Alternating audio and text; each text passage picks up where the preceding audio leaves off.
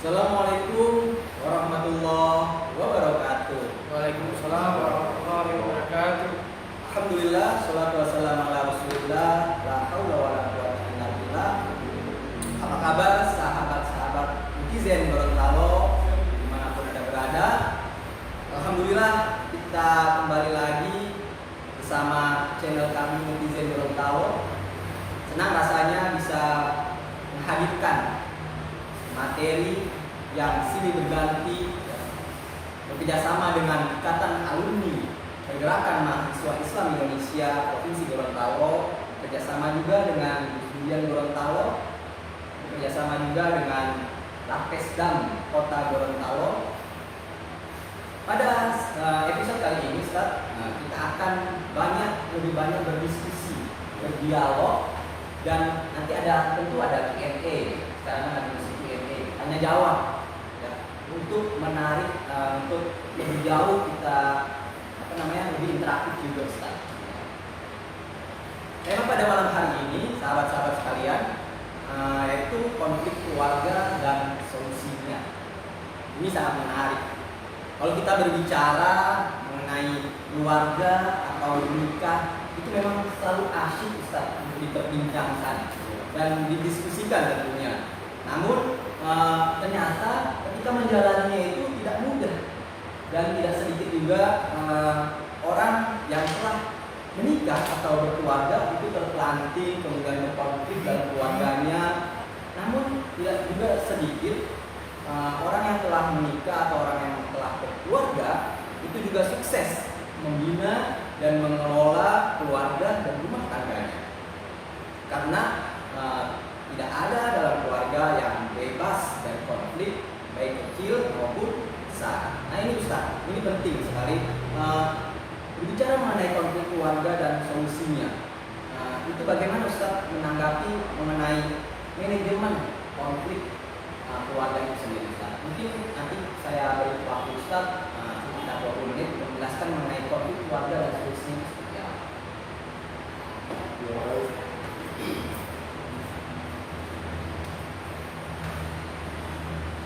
Bismillahirrahmanirrahim. Bismillahirrahmanirrahim. Ya Rasulullah. Bismillahirrahmanirrahim. Makan minyak nanti pada Allah. Bismillahirrahmanirrahim. Assalamualaikum warahmatullahi wabarakatuh.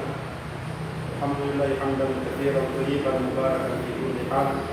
Lakal hamdu hatta tarda wa lakal hamdu idza radita wa lakal hamdu ba'da ridha.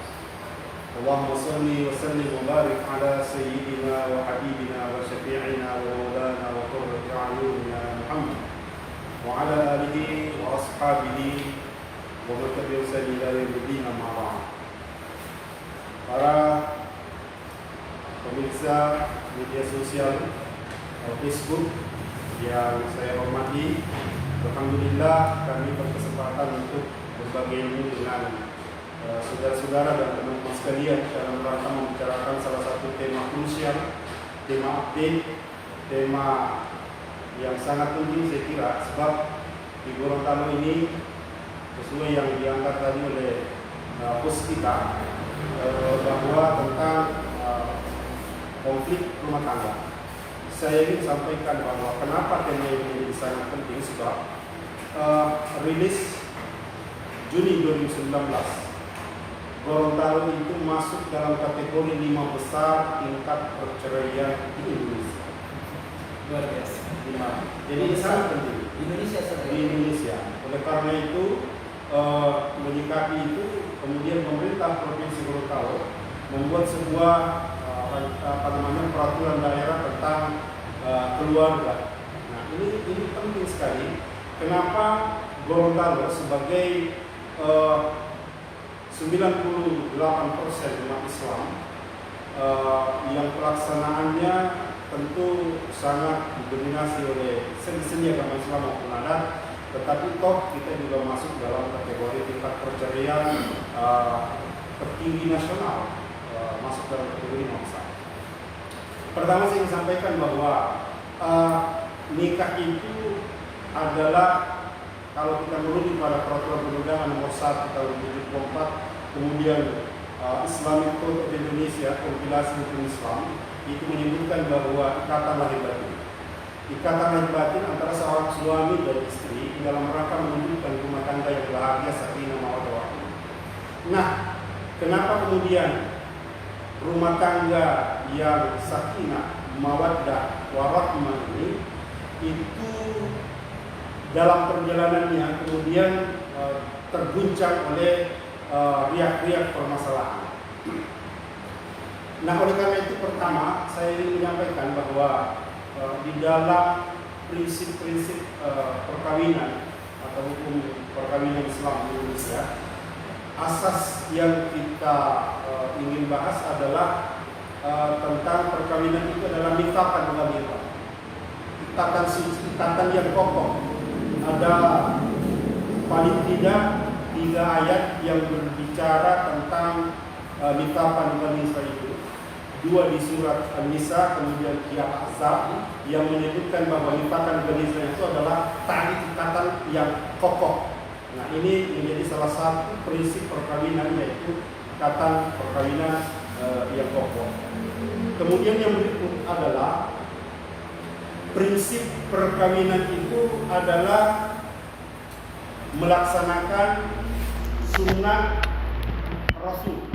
Makanya salah satu hadis menyebut nikah sunnati wa man raghiba an sunnati falaysa minni, bahwa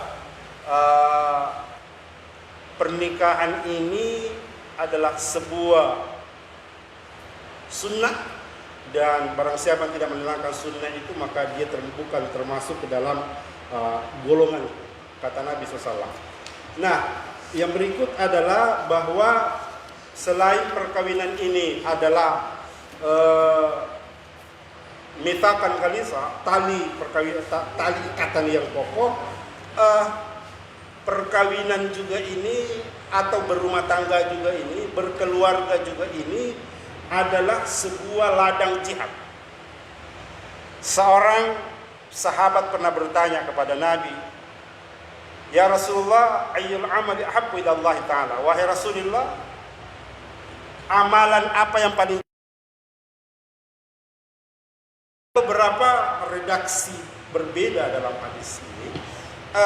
Nabi itu sangat pintar, sangat cerdas, sekaligus sangat bijak. Ketika sahabat bertanya, manakah amalan yang dicintai oleh Rasul? Kemudian ada beberapa pertanyaan. Orang pertama datang, Nabi menjawab, as-salatu ala waqtiha. Karena ternyata Nabi menyebutkan itu, sahabat yang datang bertanya ini adalah orang yang tidak bagus salatnya. Mana amalan yang paling dicintai Allah? Yang berikut birrul walidain. Ternyata anak ini jarang sekali dia berbakti pada kedua orang tuanya. Nah, yang ketiga adalah ditanya, manakah amalan yang paling dicintai Allah? Nabi melihat bahwa ternyata laki-laki yang datang bertanya ini adalah orang yang tidak bagus memberikan tidak baik berbuat baik kepada keluarganya.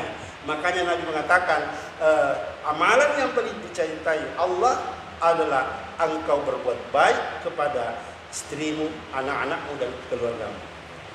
Nah, ini adalah sebuah, saya kira adalah ladang jihad. Apalagi misalnya sebelum perkawinan, jadi yang ketiga, sebelum perkawinan selalu penghulu menyebutkan itu, usikum ibadallah wa nafsi bitaqwallah. Apa artinya? Perkawinan ini nanti the final destination-nya itu adalah ketakwaan. Jadi dengan berumah tangga ini nanti diharapkan akan menjadi pribadi-pribadi yang bertakwa. Kemudian yang berikut adalah prinsip perkawinan ini adalah ladang pahala. Ladang pahala.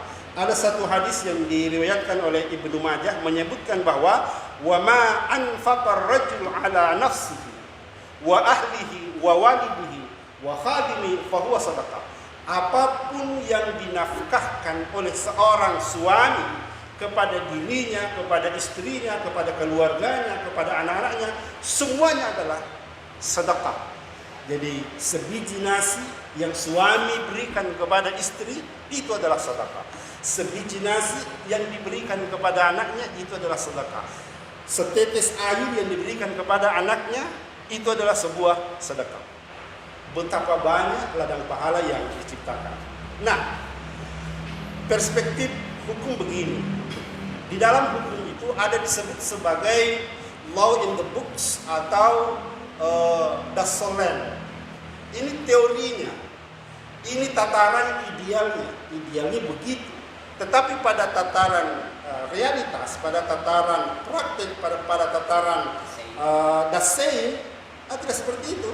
Jadi ada kalanya yang tadinya perkawinan itu cita-citanya seperti ini, ternyata bertolak belakang, atau tidak seperti itu. Apa tantangannya?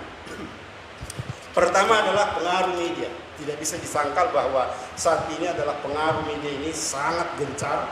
Itu luar biasa. Bahkan Imam besar Masjid Istiqlal, Profesor Dr. Nasruddin Umar, itu pernah menyebut bahwa kehancuran sebuah negara itu dimulai dengan mengutak-atik sendi-sendi berkeluarga. Jadi kapan sebuah negara ingin dihancurkan, hancurkanlah sendi-sendi keluarganya. Nah, ini menyikapi apa? Menyikapi tentang perceraian yang ada di Indonesia. Yang berikut apa? Yang kedua adalah hedon. Gaya hidup. Yang berlebihan ya. Pendapatan 1 juta 1 bulan. Pengeluaran 5 juta 1 bulan. Kalau pejabat misalnya dia ini jabatannya hanya eselon 4. Tapi gaya hidupnya eselon 1. Nah ini luar biasa kan. Nah, kemudian apa yang berikut adalah dunia menyajikan sebuah perubahan yang begitu cepat. Apa? Sekarang ini sendi-sendi hubungan suami istri itu hampir kurang kasih sayangnya. Betapa tidak? Orang mau makan tinggal hubungi Gojek, GoFood, GoSend, dan seterusnya. Hubungi Grab dan sebagainya. Yang dulu rumah tangga yang dulu ini, kalau kita berkaca kepada yang lalu, kenapa seorang suami itu nyaman, tentram? Karena tangannya istrinya sendiri yang memasak, tangannya sendiri yang buah kasih sayangnya sendiri. Nah sekarang ini sudah dilakoni oleh orang lain. Begitupun sendi antara orang tua dengan anak. Mungkin sahabat Nusadik mengingat ingat dulu ketika kita di Buyan itu langsung didekap oleh ibu kita dengan menyanyi misalnya sallallahu. Sekarang nggak lagi. Sekarang sudah ada ayunan listrik, tinggal cek remote sudah naik turun. Ini hubungan emosional antara seorang ibu dengan anak menjadi ini saya kira adalah sebuah yang kita harapkan. Nah, oleh karena itu, inilah yang kemudian yang berikut. Nah, ini yang saya ingin sampaikan. Peta keluarga. Jadi keluarga ini paling tidak ada 4 tipe. Yang pertama ada yang disebut sebagai konflik habituated. Artinya apa? Rumah tangga yang setiap hari bertengkar. Rumah tangga yang setiap hari ada hinaan, rumah tangga yang setiap hari ada cemoohan, ada kekerasan. Artinya habituated ini sudah menjadi kebiasaan. Kalau tidak seperti itu, kayaknya tidak afdal kalau mereka tidak bertengkar dalam sehari. Ini namanya rumah tangga dalam kategori konflik habituated. Yang kedua ada namanya devitalized. Apa itu? Rumah tangga yang hampa, damai tapi gersang. Kita bersama-sama, tapi tidak pernah satu ranjang. Kita sama-sama, tapi tidak ada hubungan kasih sayang. Kita sama-sama, seolah-olah akrab, tapi sebenarnya tidak seperti itu. Itu namanya devitalized. Yang ketiga adalah ada namanya pasif kolonial. Apa itu? Lulu gua, tidak peduli. Egois. Suami mau bikin apa? Nggak ada bikin yang nggak suka, istri mau bikin apa, siapa kita, anak pun begitu. Ini semua. Itu namanya rumah tangga yang tidak peduli, tidak ada lagi pedulian. Tapi mereka tetap dalam satu Rumah tangga. Nah, yang kita harapkan adalah household of totalized. Rumah tangga yang betul-betul total. Inilah yang dimaksud dengan sakinah, mawaddah, warahmah. Apa pengertian sakinah, mawaddah? Saya mengutip dari pandangan wawasan Al-Quran Profesor Dr. Quraisyah. Litaskunu ilaiha. Dengan hadirnya seorang istri, litaskunu ilaiha, akan menyebabkan dengannya itu engkau akan merasa tentram. Seolah-olah, kalau saya memahami ini ayat Al-Quran ini, seolah-olah Allah ingin mengatakan bahwa hai kalian suami, kalau ingin cari kesenangan, kebahagiaan, ketenangan, tidak usah jauh-jauh. Sekarang Allah sudah dekatkan itu dalam bentuk apa? Min anfusikum azwaja. Ada istri, jangan usah jauh-jauh. Ngapain mau jauh-jauh? Allah sudah hadirkan litaskunu ilaiha. Allah hadirkan itu untuk memberikan rasa tentram. Tidak usah kemana-mana, tidak usah ke karaoke, tidak usah kemana. Karena apa? Istrimu ada di situ. Sebagai apa? Dia yang dia datangkan Allah untuk memberikan rasa tentram dan nyaman. Nah, kemudian apa? Mawaddah, rasa cinta. Nah, Pak Quraisyah sangat hebat ketika menjelaskan tentang makna mawaddah. Apa itu mawaddah? Mawaddah itu adalah kecintaan yang bersifat physical, bersifat fisik saja. Apa itu? Saya mencintai suami karena mungkin masih muda, karena dia gajinya gede, dia tampan, dia ini. Itu mawaddah. Dalam Al-Quran tidak salah. Memang ada porsi cinta yang disebut dengan mawaddah. Boleh seperti itu. Tetapi kata Pak Quraisyah, mau sakinah kalau hanya berpatokan kepada mawaddah, maka pada akhirnya banyak yang bercerai. Inilah mungkin salah satu penyebabnya. Orang nikah, orang kawin hanya gara-gara mawaddah, hanya melihat yang terlihat saja, yang yang terlihat oleh mata saja. Maka dengan itu Pak Quraisyah menyatakan tidak cukup hanya mawaddah, harus warahmah, harus kasih sayang. Understanding each other, understandable, saling memahami, memberi menerima. Itulah yang, karena kalau itu yang terjadi warahmah, seguncang sehebat apapun perkawinan itu, dia tetap akan berusaha untuk mempertahankan perkawinan. Karena tadi istilahnya perkawinan adalah sebuah ladang jihad, ladang ibadah untuk menjadi pribadi yang hebat. Nah, kita lihat di Gorontalo ada secara nasional itu jumlah orang yang bercerai itu 199.305. Secara nasional 37% orang cerai itu gara-gara tidak ada keharmonisan. Teorinya tadi ada. Apa itu? Konflik habituated.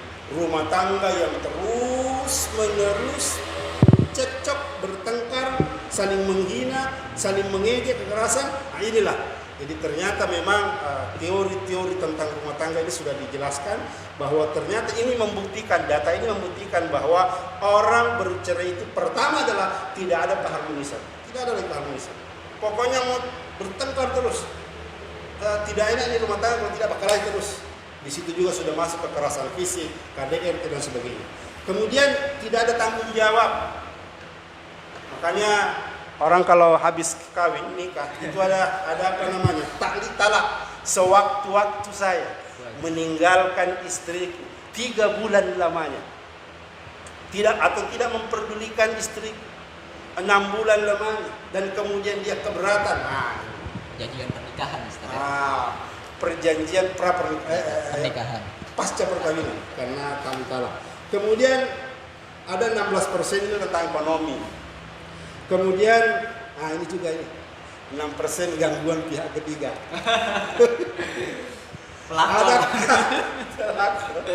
Ada juga karena cemburu. Cemburu juga ada, Ustaz. Ada kawin paksa 1%. Yang menarik ini adalah poligami. Wah, ini. Yang menarik ini adalah ternyata survei membuktikan 0,5% itu orang bercerai gara-gara poligami. 0, ya? Tidak sampai 1%. Jadi poligami itu tidak kemudian menyebabkan orang bercerai. Banyak yang ngaku kok. Nah ini menurut data ini ya. Kemudian ada kawin di bawah umur, ada juga politik. Mungkin karena berbeda partai, berbeda bertengkar, kemudian berkelahi, kemudian dipidana. Sekarang kita menyimak WhatsApp in Gorontalo. Ada apa di Gorontalo? Gorontalo begini. 2018 itu orang yang cerai di Gorontalo 1957 pasang. Meningkat 60% pada tahun berikutnya menjadi 2.900. 2018 ke 2019 itu meningkat 50% tingkat perceraian. Ada satu lagi. Yang menarik justru adalah gugat cerai. Gugat cerai adalah istri yang minta cerai kepada suaminya. Itu sekitar dari 1957 ada 1472. Artinya hampir 65%. Ada apa nih di Gorontalo? Ada apa sebenarnya Gorontalo? Kenapa perempuan itu sekitar 65% dari total populasi ini dia meminta cerai kepada suaminya? 2019 pun begitu. 60%. Nah, oleh karena itu ini menarik. Yang paling banyak itu adalah ini data ya. Di kota Gorontalo sebanyak 1.300 perkara. Nah, yang paling banyak itu adalah meninggalkan ahli. Yang paling tinggi sebabnya itu adalah karena cekcok terus menerus, berkelahi terus, nggak tahu apa yang bikin berkelahi dorong. Nah, ini ya. Kemudian yang berikut ada juga salah satu pihak meninggalkan satu sama lain. Kemudian ada gara-gara ekonomi, ada juga mabuk, ada juga KDRT, ada juga karena judi. Yang menarik ada murtad. Jadi ada yang murtad. Kalau di Gorontalo ini ada perkara murtad yang menyebabkan mereka cerai. Ada karena dihukum. Nah, di sini juga ada karena poligami, tapi kecil pengaruhnya. Nah, oleh karena itu sekarang solusinya bagaimana? Kita bicara solusi. Kalau kita mengambil tadi teori dari Pak Profesor Dr. Quraish Shihab bahwa inti daripada warahmah itu adalah adanya sebuah saling memahami. Nah, saya ingin mencari menemukan sebuah pandangan dari Dr. Jane Barstam. Apa itu? Ternyata, nah ini yang menariknya.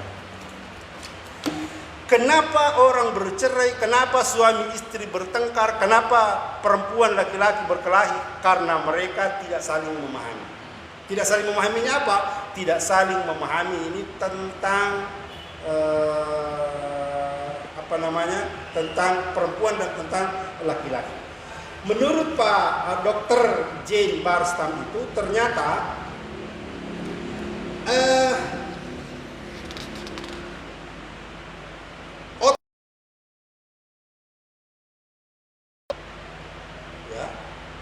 otak perempuan laki-laki itu berbeda. Kalau otaknya laki-laki, otak kanannya itu lebih besar dari yang kiri. Nanti ada efeknya ke belakang ya.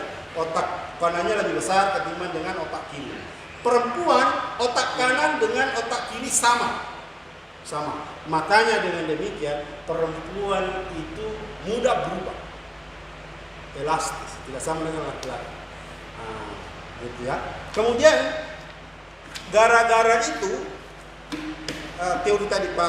teori dari Pak Quraish Shihab kemudian dihubungkan dengan Dr. Jane ini yang menyebutkan tentang kenapa orang berkelahi karena tidak ada saling memahami. Salah satu inti memahami warahmah adalah saling memahami. Nah, kemudian yang berikut adalah karena tadi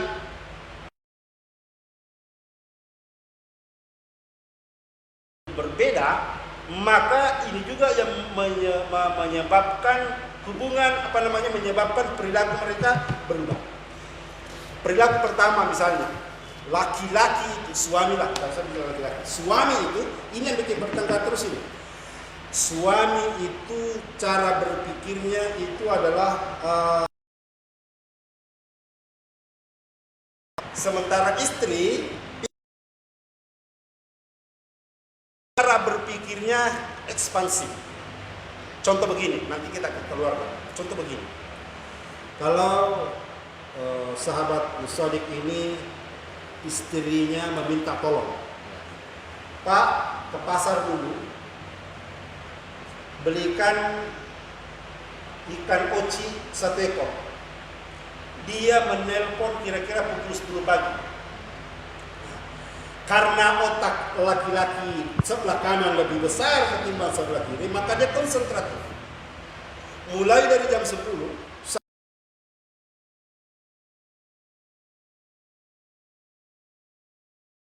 saya harus,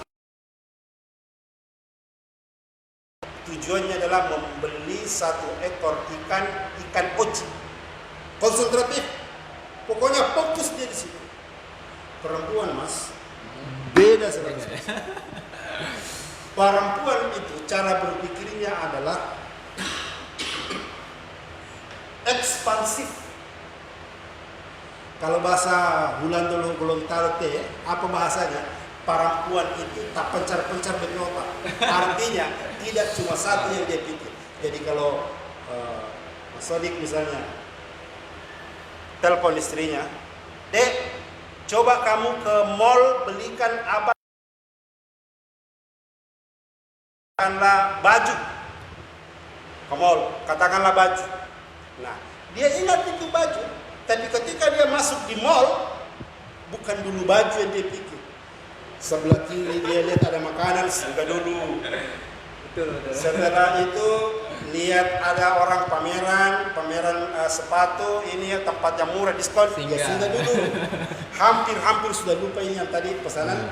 Beda tadi dengan laki-laki. Kalau laki-laki begitu masuk pasar, tidak kanan, tidak kiri, belok kanan, tidak kiri, pokoknya terus lempeng dia terus. Saya harus ke tempat penjual ikan, beli ikan oci 1 ekor, pulang. Istri begitu masuk mall, begitu dia masuk mall, ke sana dia tengok ini. Kenapa? Hikmahnya apa? Kalau seorang suami antar istrinya ke pasar berbelanja, maka suami harus menyiapkan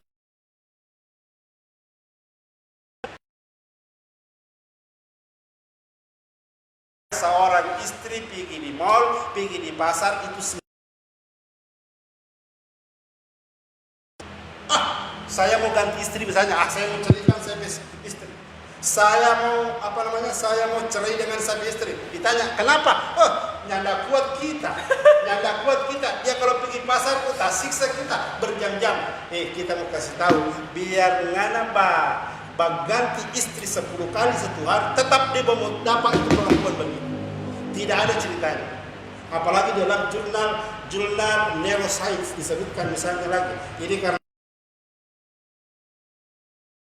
orang bertengkar, karena tadi percekcokan yang paling pertama kan percekcokan antara suami istri itu kan karena saling bertengkar karena bercerai. Nah, di dalam jurnal neuroscience disebutkan bahwa ternyata laki-laki itu mulai dari dia pagi sampai dengan dia tidur, dia hanya mampu memproduksi kata sebanyak 7.000 kata. Laki-laki hanya mampu mengucapkan kata 7.000. Perempuan berapa? Perempuan itu 20.000. Beda 13.000. Jadi makanya kenapa kalau misalnya orang mengatakan saya mau cerai, kenapa mau cerai? Saya istri cerewet. Biar berganti berapa kali tetap mau dapat begitu, karena perempuan itu lazimnya begitu. Makanya dulu ada sahabat kan yang datang, Amirul Mukminin, apa dia mau melakukan, marah-marah tiap hari, ngoceh terus, tiap hari cerewet terus. Dia datang ke Umar bin Khattab, Amirul Mukminin, dia tidak sanggup, dia minta mau balapor pas apa ini? Balapor dia sama Pak Presiden, Amirul Mukminin Umar bin Khattab. Tapi apa yang terjadi? Begitu mau sampai masuk di pintu pagar Amirul Mukminin Umar bin Khattab, terdengar suara balanga pecah, pokoknya berantakan itu. Ternyata juga ini. Kenapa masih kuat betah dengan perempuan yang seperti itu, istri seperti itu? Nah, inilah jawaban Umar apa? Inilah konsep warahmah. Bukan konsep mawaddah, ya, konsep warahmah. Apa jawaban Amirul Mukminin? Saya memahami istriku karena sejak pagi ngurus anak-anakku, ngurus keperluan anak-anakku, ngurus makanan anakku, dan saya berterima kasih kepada istriku, gara-gara dia lahirlah anak-anak. Ini yang membuat emosi Amirul Mukminin Umar bin Khattab itu menjadi landai. Nah, kemudian yang berikut. Oke, Ustaz, sebelum yang berikut ini ada pertanyaan. Oke, siap. Nanti kita lanjut lagi. Siap. Nah, ada pertanyaan yang masuk kepada kami.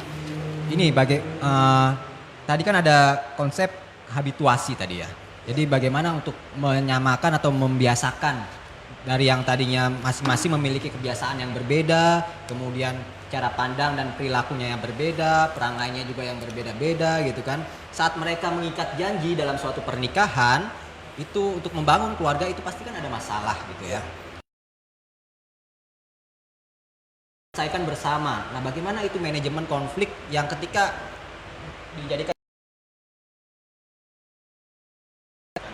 dengan kebiasaan yang berbeda dari yang dulunya misalnya yang laki-laki itu biasa dimanja, kemudian yang perempuan itu mandiri.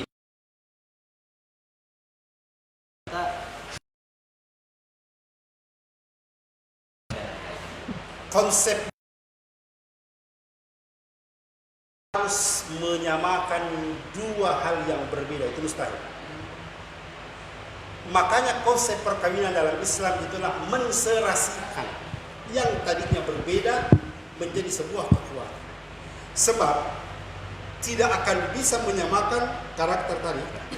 Apalagi kalau misalnya pandangan itu kan bagus sekali Pak Kuresep ketika menjelaskan makna bashar, makna al-insan, makna an-nas. Bashar yang menurut struktur biologisnya karena dia berbeda, otomatis juga akan berbeda dan sebagainya. Kita tidak ingin membahas itu. Nah, jadi saya ingin katakan bahwa tugas suami itu tidak harus menyamakan perilakunya dengan istrinya. Tetapi yang diinginkan adalah menserasikan. Apa itu menserasikan? Salah satu contohnya adalah istri marah, suami diam.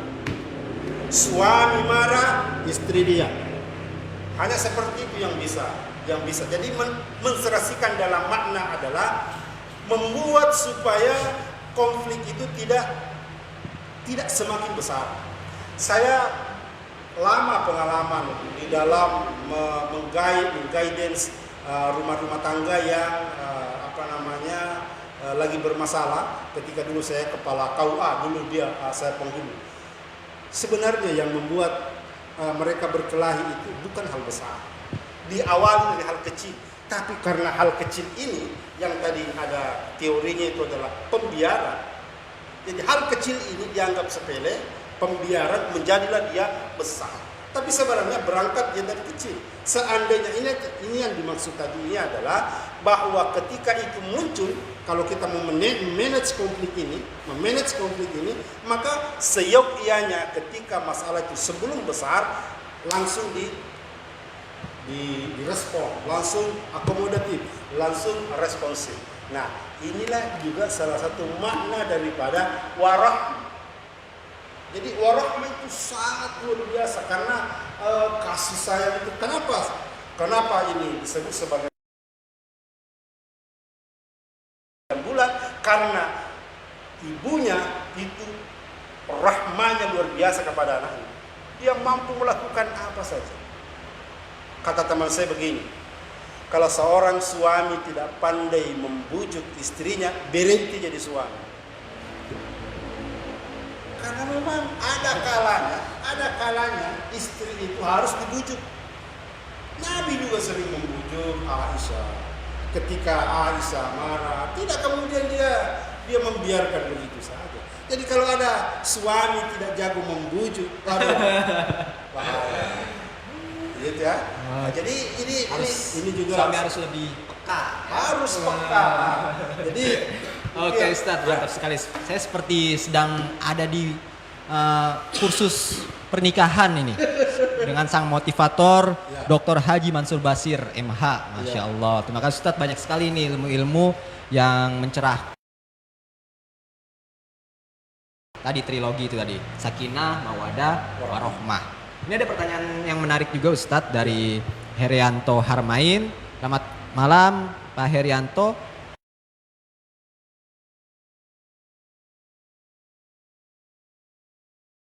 Nah, dengan ini pelakor kayaknya ini ya. Gimana Ustaz? adalah sesuatu yang dimulai dari yang tidak baik. Endingnya juga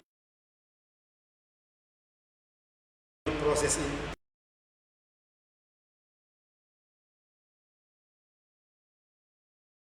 Problem dengan adanya marak. Dengan apa tadi?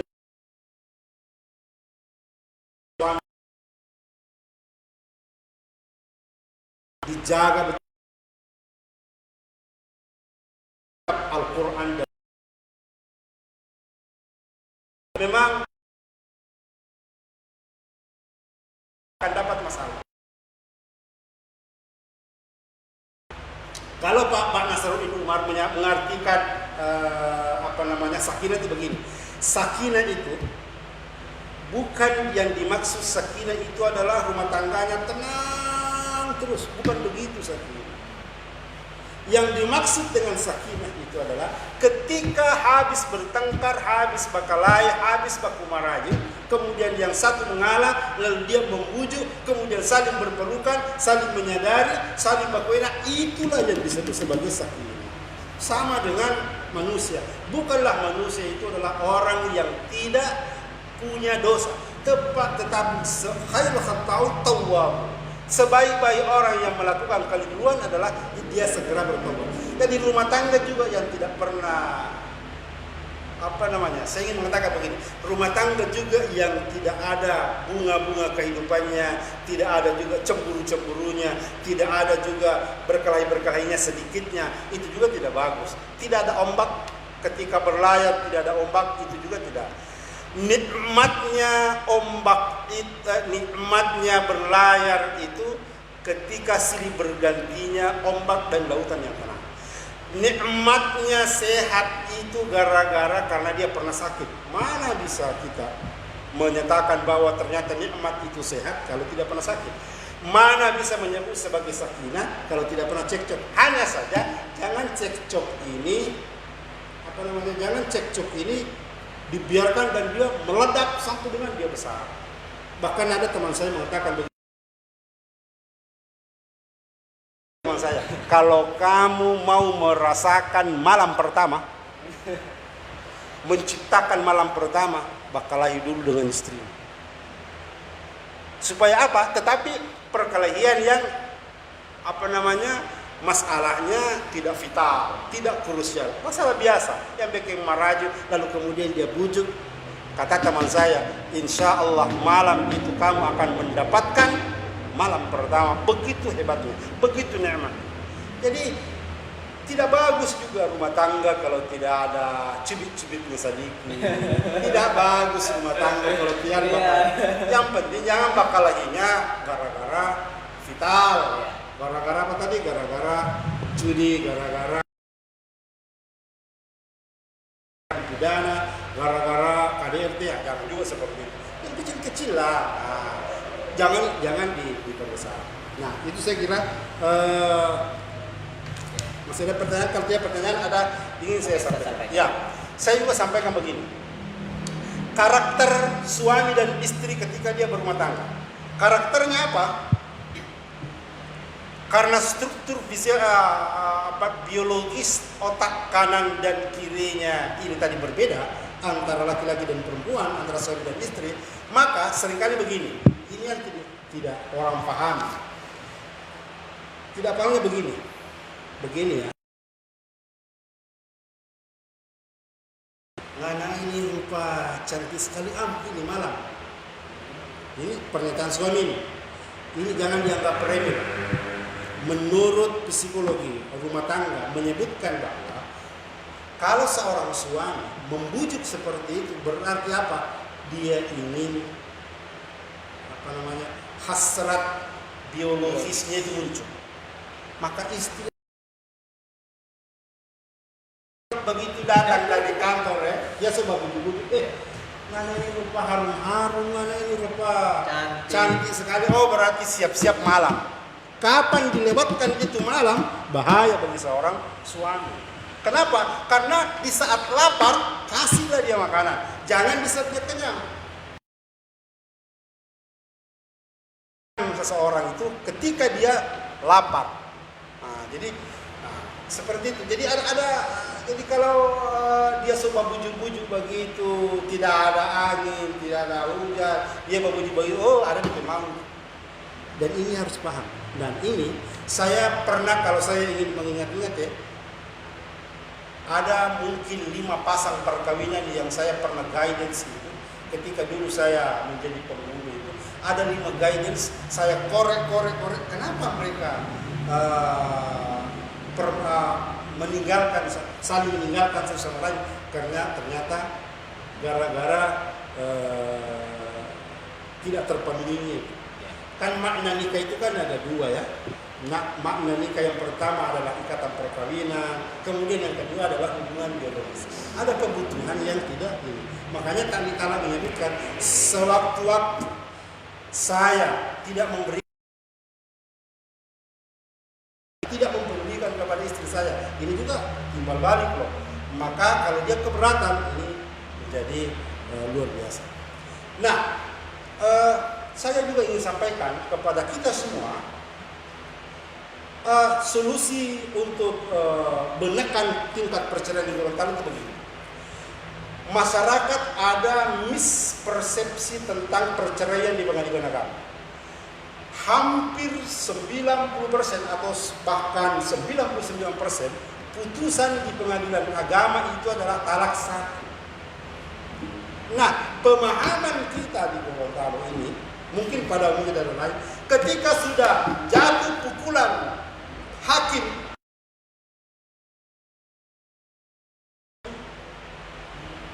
padahal masih boleh, kan baru 1 kali.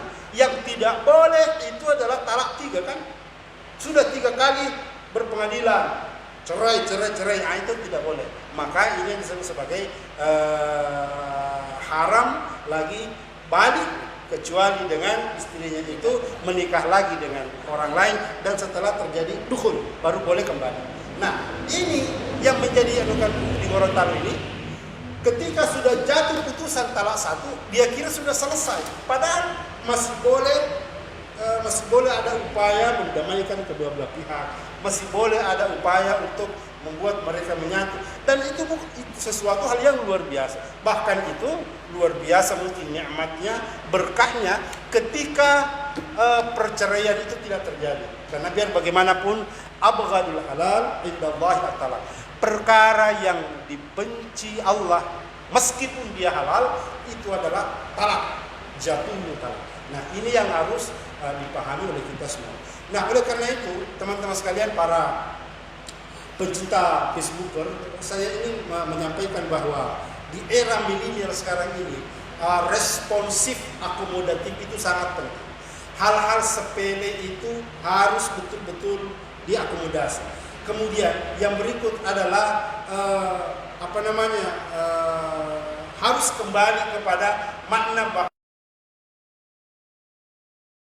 pahala, ladang pahala. Seorang suami dan istri ketika dia sabar dengan kondisi yang ada, karena juga ada faktor yang menyebabkan ekonomi, bercerai gara-gara suaminya ini tidak bagus penghasilannya.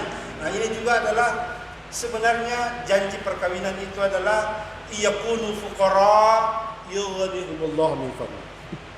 Jangan kalian takut miskin, takut tidak banyak nikahlah, kawinlah, karena sesungguhnya kawin itu adalah tazawwajun nisa fa innahunna yatina bil ma'ruf, akan mendatangkan banyak rezeki.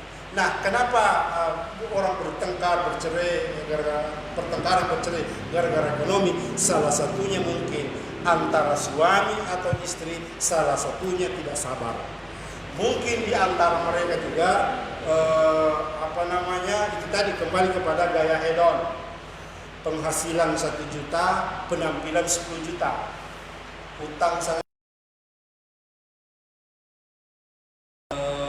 neraka dunia kalau sudah masuk hal yang seperti ini. Nah, oleh karena itu teman-teman sekalian, yang saya ingin sampaikan kepada kita sekalian, merujuk kepada pandangan-pandangan ini, maka terakhir saya ingin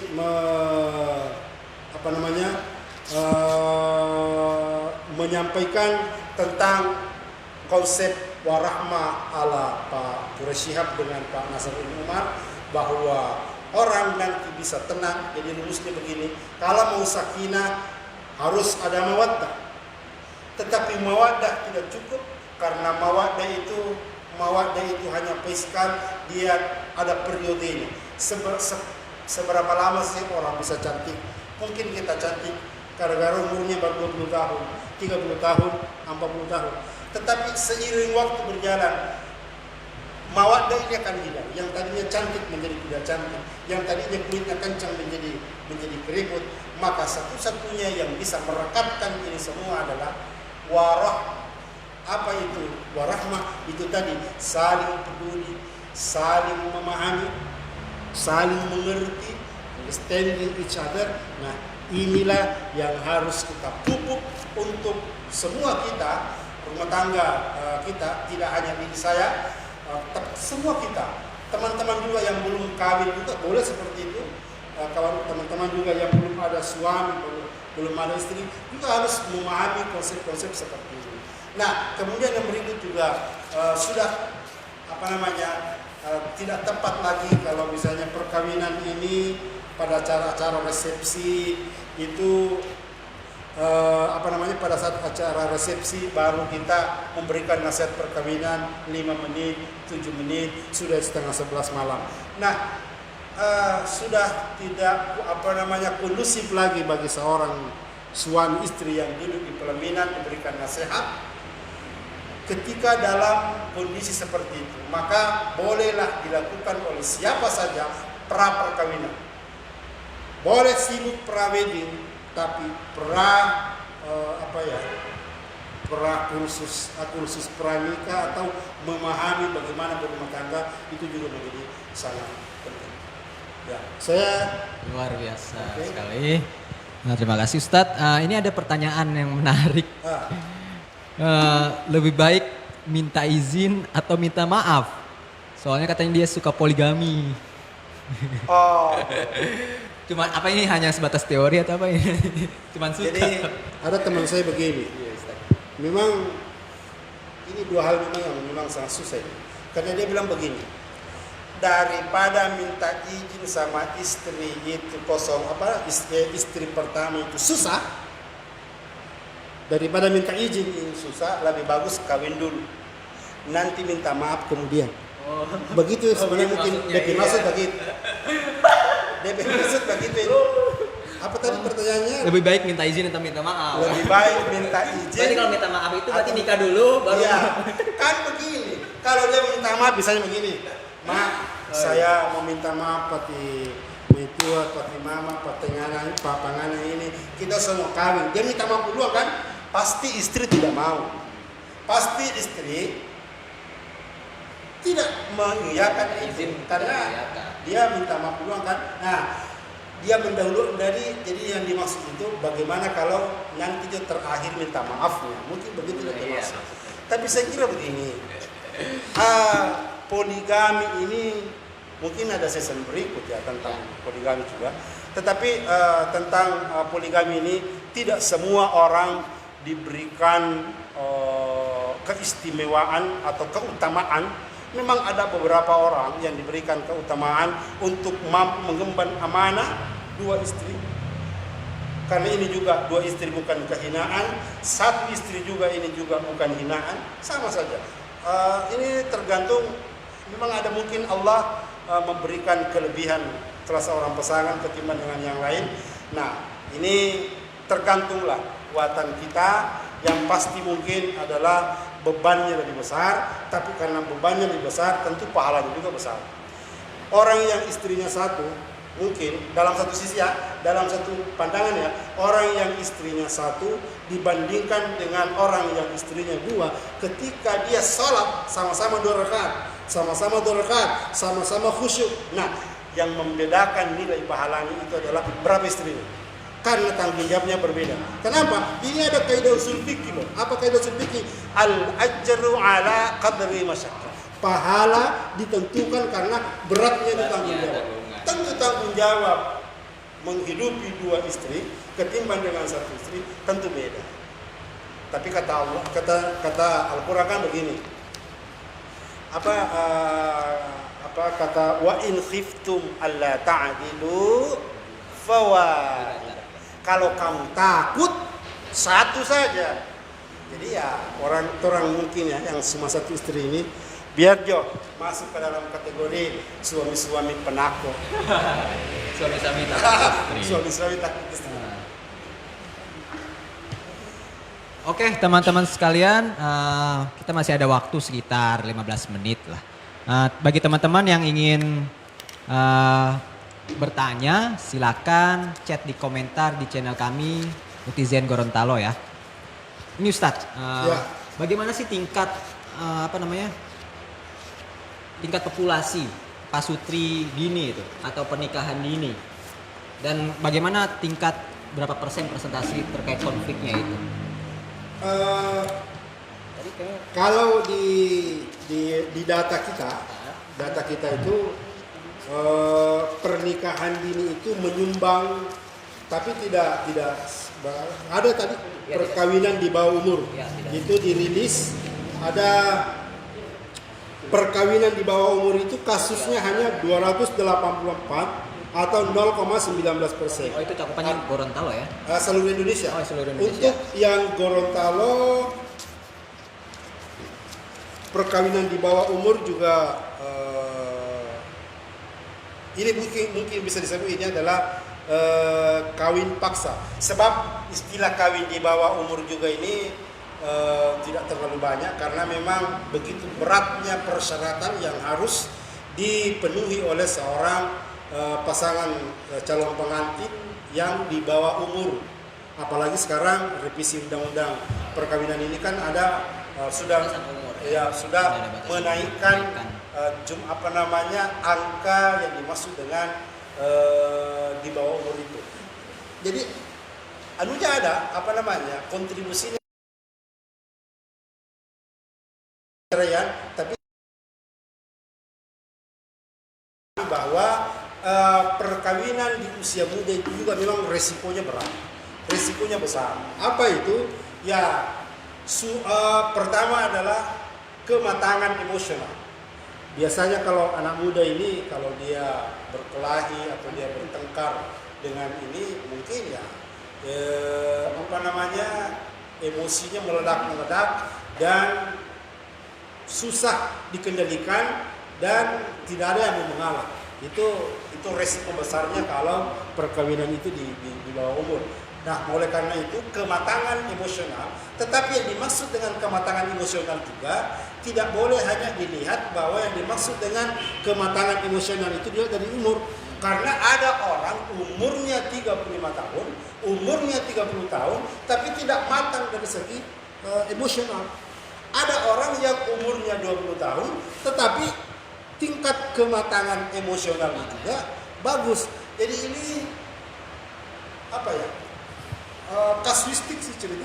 Jadi tapi yang dimaksud di data ini di bawah umur itu adalah memang perkawinan ini tidak sampai kepada batas angka umur sebagaimana yang dipersyaratkan dalam undang-undang, yaitu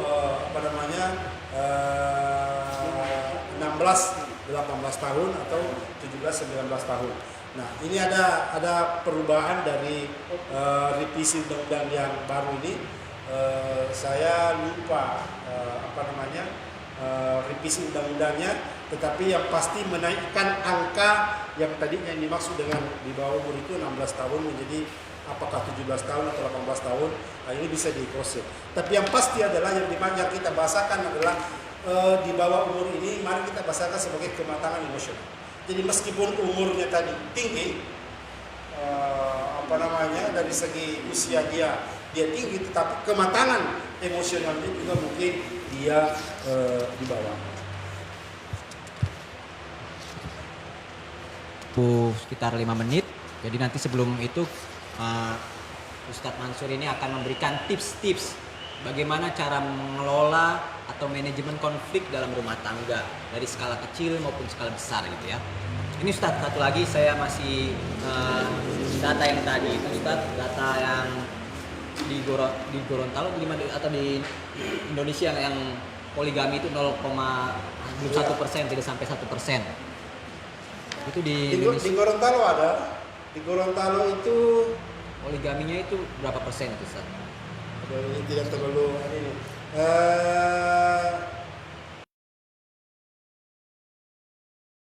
Itu tidak menimbulkan konflik.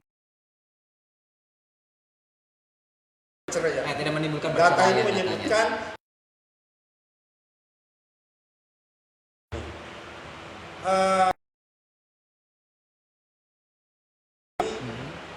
itu pasti akan bercerai. Kalau data ini menunjukkan bahwa itu tidak terlalu signifikan membuat orang bercerai gara-gara bahasa dalam ilmu penelitian kan apa yang dimaksud dengan signifikan. Misalnya di ruangan 1x1 itu sangat signifikan yang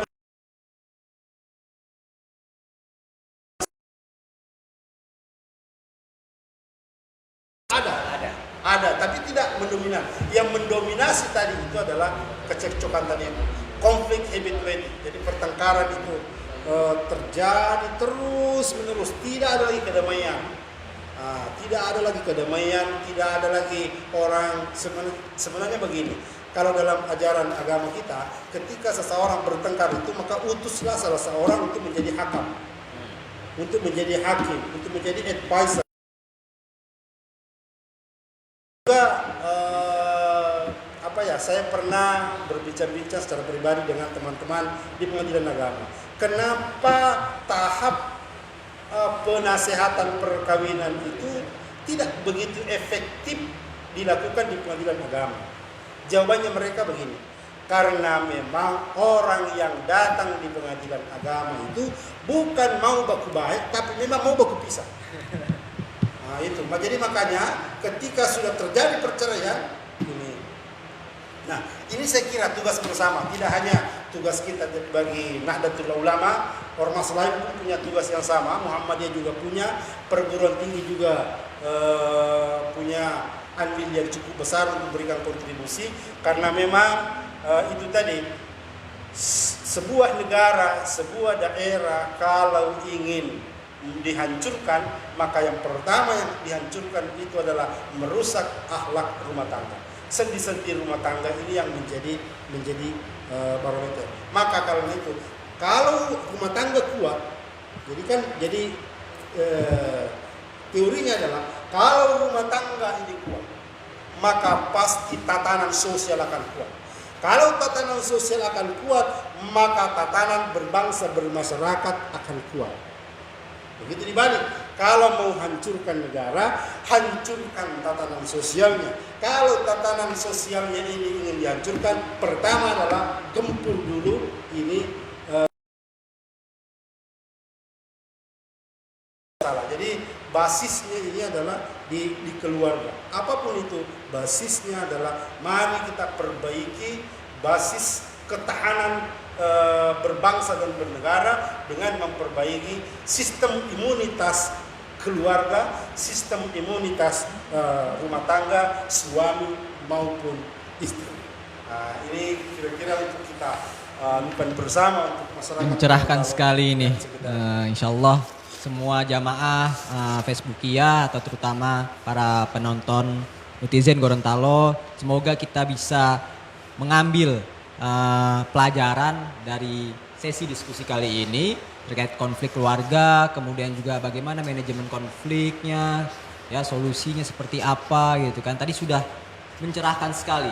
Jadi insya Allah nanti di sesi selanjutnya itu nanti kita lebih ke fokus masih dalam ini ya keluarga juga. Nanti kita mungkin ke fokus ke yang lebih spesifik tadi. Tema poligami juga boleh gitu kan. Apalagi dengan doktrin-doktrin poligaminya itu kan pada sang istri itu lebih menarik. Iya.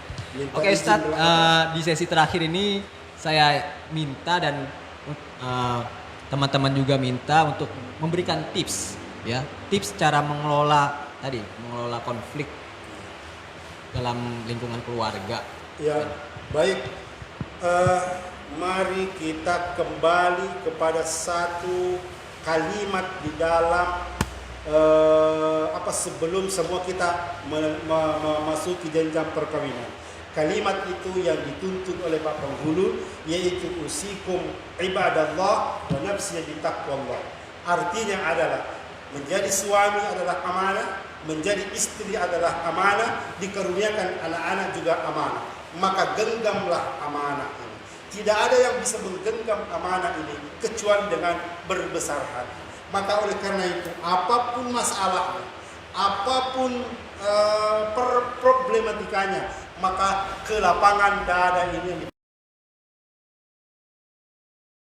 secara di dalam melapangkan itu.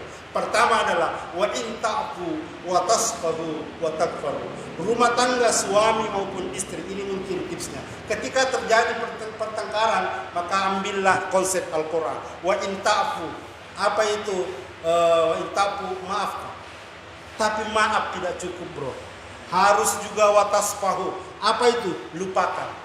Banyak orang bertengkar hari ini, damai hari ini, tapi ketika besok lagi bertengkar, diingat-ingat lagi di masa lalu. Kalau Quran mengatakan, kalau engkau sudah memaafkan perilaku suamimu, perilaku istrimu, maka selain melupakan, watas tahu, hapus juga, tak usah lagi ingat-ingat. Jangan ada kata kita maafkan, tapi mengenai perilaku tetap kita jaga ingat. Itu tidak betul. Wa in ta'fu wa tasfahu, kalau sudah memaafkan, lupa. Tapi tidak cukup hanya itu. Al-Quran menyebutkan wa in ta'fu wa tasfahu wa takfaru. Sudah engkau maafkan, hapus itu, dan setelah itu wa takfaru, ambil kertas putih, kemudian tulis bersama-sama lembaran baru. Ini kira-kira untuk kita sekalian. Terima kasih teman-teman sekalian. Hadanallahu wa iyyakum ajma'in. Wallahul muwafiq ila aqwamit thoriq. Assalamualaikum warahmatullahi wabarakatuh. Waalaikumsalam warahmatullahi wabarakatuh. Masya Allah, subhanallah. Sahabat-sahabat sekalian, masih bersama kami di sesi terakhir ini. Terima kasih Ustadz Dr. Haji Mansur Basir, MH. Beliau ini adalah tokoh NU ya, dan juga alumni atau ikatan alumni dari Pergerakan Mahasiswa Islam Indonesia Provinsi Gorontalo, yang memang sangat menggebu-gebu dan memang memotivasi kita untuk berkeluarga gitu kan, berkeluarga dan membina hubungan keluarga secara sakinah, mawadah dan warohmah tentunya. Amin. Teman-teman atau sahabat-sahabat sekalian, tidak menyangka ya Ustadz, kita sudah lebih dari 1 jam ini Ustadz. Masya Allah. Ternyata cepat sekali waktu berlalu gitu ya. Ya. Apalagi berbicara mengenai keluarga ini memang Nikmat. sampai nikmat dan sampai ya tadi menarik sekali, sampai tidak habis tidak tahu waktu lah gitu. Iya. Luar biasa. Sahabat-sahabat sekalian, alhamdulillah kita sudah di penghujung acara. Terima kasih kepada sahabat-sahabat yang telah mensupport acara ini, men-share acara ini. Jangan lupa kami memohon untuk dukungannya, supportnya untuk men-share dan men-like channel kami di Netizen Gorontalo.